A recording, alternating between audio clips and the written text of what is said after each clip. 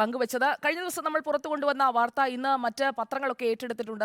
പത്രങ്ങളിലൊക്കെ വാർത്തയായിക്കൊണ്ടിരിക്കുകയാണ്. പറഞ്ഞു വരുന്നത് GST ഉദ്യോഗസ്ഥരെ കുറിച്ചാണ്. കൊച്ചിയിൽ GST എൻഫോഴ്സ്മെന്റ് ഉദ്യോഗസ്ഥർക്ക് വേണ്ടി നടത്തുന്ന ലക്ഷങ്ങൾ പൊടിപൊടിച്ചുള്ള പഞ്ചനക്ഷത്ര പരിശീലനത്തിൽ കൊച്ചിയിൽ താമസിച്ച് ജോലി ചെയ്യുന്നവരും പങ്കെടുക്കുന്നു. ഈ ഉദ്യോഗസ്ഥർക്കും ദിവസം 10,000 രൂപയിലേറെ റൂമിന് വരുന്ന പഞ്ചനക്ഷത്ര താമസ സൗകര്യമാണ് ഒരുക്കിയിരിക്കുന്നത്. പരിശീലനം കഴിഞ്ഞ് 5-ാം നാൾ വിരമിക്കുന്ന എൻഫോഴ്സ്മെന്റിൽ ഇല്ലാത്ത ഇടത് സംഘടനാ നേതാവും പഞ്ചനക്ഷത്ര പരിശീലന സംഘത്തിലുണ്ട്. Reporter follow up. 240 പേർക്ക് 38 ലക്ഷം രൂപയാണ് പഞ്ചനക്ഷത്ര താമസത്തിന് മാത്രം ചെലവ്. സർക്കാർ പരിപാടികൾ സർക്കാർ സ്ഥാപനങ്ങളിൽ തന്നെ നടത്തണമെന്ന ഉത്തരവ് ലംഘിച്ചാണ് പഞ്ചനക്ഷത്ര പരിശീലനം. ഇങ്ങനെ താമസിച്ച് പരിശീലനം കിട്ടുന്നവരിൽ 40 പേർ GST കൊച്ചി ഓഫീസിലുള്ളവരാണ്. GST എൻഫോഴ്സ്മെന്റിന്റെ 10 സ്ക്വാഡുകളാണ് കൊച്ചിയിലുള്ളത്. ഓരോ സ്ക്വാഡിലും 4 പേർ വീതം. ഇതുകൂടാതെ മുതിർന്ന ഉദ്യോഗസ്ഥന്മാർ വേറെയും കൊച്ചിയിൽ തന്നെയാണ് താമസം. പക്ഷേ ഇവർക്കെല്ലാം ഒരു ദിവസം 10,000-ലേറെ രൂപ വില വരുന്ന പഞ്ചനക്ഷത്ര സൗകര്യമാണ് 5 ദിവസത്തേക്ക് ഒരുക്കിയിരിക്കുന്നത്. തീർന്നില്ല. പരിശീലനം സംസ്ഥാന GST എൻഫോഴ്സ്മെന്റിലുള്ളവർക്കാണെങ്കിലും ഇതിൽ ഉൾപ്പെടാത്ത 28 പേരുണ്ട് ഈ പട്ടികയിൽ. പട്ടികയിലെ 12ാമനെ കാണുക. പേര് SV ശിശിർ. സംസ്ഥാന GST ഇന്റലിജൻസ് തിരുവനന്തപുരം യൂണിറ്റിന്റെ ഡെപ്യൂട്ടി കമ്മീഷണറാണ്. ഇടതു സംഘടനയായ KGOയുടെ ജില്ലാ ഭാരവാഹി കൂടിയാണ് ശിശിർ. ഇദ്ദേഹം ഈ മാസം 31-ന് വിരമിക്കും. അതായത് പരിശീലനം കഴിഞ്ഞാൽ വെറും 4 ദിവസം മാത്രമാണ് ഇദ്ദേഹത്തിൻ്റെ സേവനം GSTക്ക് ലഭിക്കുക. 4 ദിവസത്തെ സേവനത്തിന് വേണ്ടിയാണ് സർക്കാർ ആയിരങ്ങൾ മുടക്കുന്നത്. പഞ്ചനക്ഷത്ര പരിശീലനത്തിൽ പങ്കെടുക്കുന്ന എൻഫോഴ്സ്മെന്റ് വിഭാഗത്തിലല്ലാത്ത പലരും ഇടതു സംഘടനാ നേതാക്കളുമാണ്.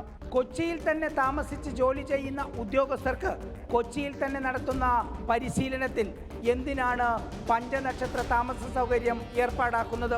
ക്യാമ്പ് കഴിഞ്ഞ് 4-ാം ദിവസം വിരമിച്ചു പോകുന്ന ഉദ്യോഗസ്ഥനെ, അതും എൻഫോഴ്സ്മെന്റിൽ ഇല്ലാത്ത ഒരാളെ എന്തിനാണ് ഇതിൽ പങ്കെടുപ്പിക്കുന്നത്?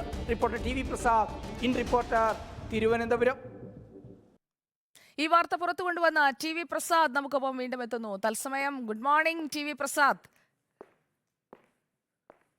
രണ്ടാമത്തെ ഗുഡ് മോർണിംഗ് ആണല്ലേ? വീണ്ടും ഗുഡ് മോർണിംഗ് സുജ.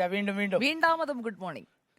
അപ്പോ ഞാൻ ഇങ്ങനെ രാവിലത്തെ നമ്മുടെ ഈ പത്രങ്ങളിലൂടെയൊക്കെ പോകുമ്പോഴേക്കും ഒരു പത്രവാർത്ത ഇംഗ്ലീഷിലാണ്. അപ്പൊ ഞാൻ നമ്മുടെ ക്രിസ്റ്റിയോട് പറയായിരുന്നു ഇംഗ്ലീഷ്, അതായത് പ്രസാദിന്റെ വാർത്ത വലിയ പ്രാധാന്യത്തോടു കൂടി എല്ലാവരും ഏറ്റെടുക്കുന്നു. Taxes department forgets austerity while organizing training. Government had sanction ₹46.65 lakhs for the 6-day training program, of which ₹38.10 lakh was for accommodation. ഇന്നലെ TV പ്രസാദ് ബ്രേക്ക് ചെയ്ത വാർത്ത ഇന്ന് പത്രങ്ങളിലൊക്കെ പ്രാധാന്യത്തോടെ വന്നിരിക്കുന്നു.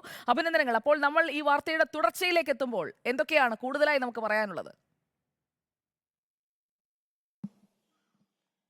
സുജി, ആ വാർത്തയുടെ തുടർച്ചയിലേക്ക് പോകുമ്പോഴാണ് ഇത് എത്രമാത്രം ധൂർത്ത് നിറഞ്ഞതാണ് എന്നുള്ളതാണ്. അതായത് സർക്കാർ ജീവനക്കാർക്ക് ആ ഓഫീസിന്റെ പരിധിയിൽ താമസിക്കുന്നതിന് വേണ്ടിയാണ് സർക്കാർ HRA അലവൻസ് അനുവദിക്കുന്നത്.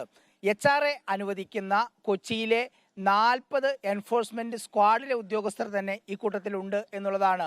അതുകൂടാതെ മുതിർന്ന ഉദ്യോഗസ്ഥർ വേറെയും. അതായത് കൊച്ചിയിൽ താമസിച്ച് കൊച്ചിയിലെ GST ഓഫീസിൽ ജോലി ചെയ്യുന്നവർക്കാണ് കൊച്ചിയിൽ തന്നെ സർക്കാർ പഞ്ചനക്ഷത്ര സൗകര്യം ഒരുക്കി കൊടുക്കുന്നത്. ഇതെന്തിനാണ് എന്ന ചോദ്യമാണ്. എന്ത് താമസിച്ചുള്ള ട്രെയിനിങ് ആണെങ്കിൽ പോലും രാത്രിയിലെ സെക്ഷൻ അവസാനിച്ച് അവർക്ക് അവരവരുടെ വീടുകളിൽ അവരവരുടെ താമസ സ്ഥലത്ത് താമസിക്കാവുന്നതേ ഉള്ളൂ. പക്ഷേ അതല്ല ഇതിൻ്റെ ലക്ഷ്യം എന്നുള്ളതാണ് മനസ്സിലാക്കുന്നത്.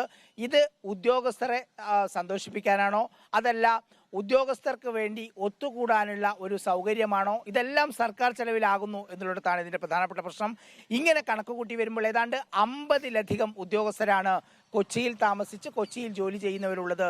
അവർക്കെന്തിനാണ് ഒരു ദിവസം 10,000 രൂപ പഞ്ചനക്ഷത്ര സൗകര്യമുള്ള മുറി സർക്കാർ ഒരുക്കി കൊടുത്തത് എന്നതാണ് ഉയരുന്ന പ്രധാനപ്പെട്ട ചോദ്യം. തീർന്നില്ല സുജയ. ഇത് എൻഫോഴ്സ്മെന്റിന്റെ പരിശീലനമാണ്. ഈ എൻഫോഴ്സ്മെന്റിൽ സംസ്ഥാന GST എൻഫോഴ്സ്മെന്റിൽ ഉൾപ്പെടാത്ത 28 പേരുണ്ട് ഈ പട്ടികയിൽ. എങ്ങനെയാണ് ഈ 28 പേർ കടന്നുകൂടിയത്? ഈ 28 പേരെ കൂടി പഠിക്കുമ്പോഴാണ് അതിൽ ഭൂരിപക്ഷം പേരും ഇടതു സംഘടനയുടെ പ്രധാനപ്പെട്ട നേതാക്കളാണ്. അതിലൊരാളുടെ കാര്യമാണ് നമ്മൾ വാർത്തയിൽ പറഞ്ഞത്. ആ പട്ടികയിൽ 12ാമനാണ്. പേര് ശിശിർ എന്നാണ്. ഈ ശിശിർ തിരുവനന്തപുരത്തെ ഡെപ്യൂട്ടി കമ്മീഷണറാണ്. ഈ പറയുന്ന എൻഫോഴ്സ്മെന്റ് വിഭാഗത്തിലുള്ള ആളല്ല. ഈ മാസം 31-ാം തീയതി റിട്ടയർ ചെയ്യുന്നു. അതായത് പരിശീലനം 25-ാം തീയതി കഴിഞ്ഞ് 26-ാം തീയതി കഴിഞ്ഞാൽ വെറും 4 ദിവസം മാത്രം സർവീസിൽ ബാക്കിയുള്ള എൻഫോഴ്സ്മെന്റിൽ പെടാത്ത ഒരു ഇടത് സംഘടനാ നേതാവിന് എന്തിനാണ് ഈ പരിശീലനം കൊടുക്കുന്നത് എന്നതാണ് ഉയരുന്ന പ്രധാനപ്പെട്ട ചോദ്യം. സുജയ, ആകെ ചെലവ് 46 ലക്ഷം രൂപ. അതിൽ 38 ലക്ഷം രൂപയും ഇവരുടെ താമസത്തിന് വേണ്ടി നീക്കിവെക്കുന്നു. 2023 ഓഗസ്റ്റ് മാസം സർക്കാർ പുറത്തിറക്കിയ സർക്കുലറിൽ വളരെ വ്യക്തമായി പറയുന്നുണ്ട്, ഇത്തരം പരിപാടികൾ, സെമിനാറുകൾ, ആഘോഷങ്ങളെല്ലാം സർക്കാരുമായി ബന്ധപ്പെട്ട സ്ഥാപനങ്ങളിൽ മാത്രമേ നടത്താൻ പാടുള്ളൂ. പഞ്ചനക്ഷത്ര സൗകര്യങ്ങളിലേക്ക് പോകാൻ പാടില്ല. ഇതൊന്നും ബാധകമല്ലാത്ത രീതിയിലാണ് നമ്മുടെ നികുതി ചോർച്ച തടയേണ്ട GST ഉദ്യോഗസ്ഥരുടെ ഭാഗത്തുനിന്നുണ്ടായത്. ഗുരുതരമായ വീഴ്ച തന്നെയാണ് സുജയ.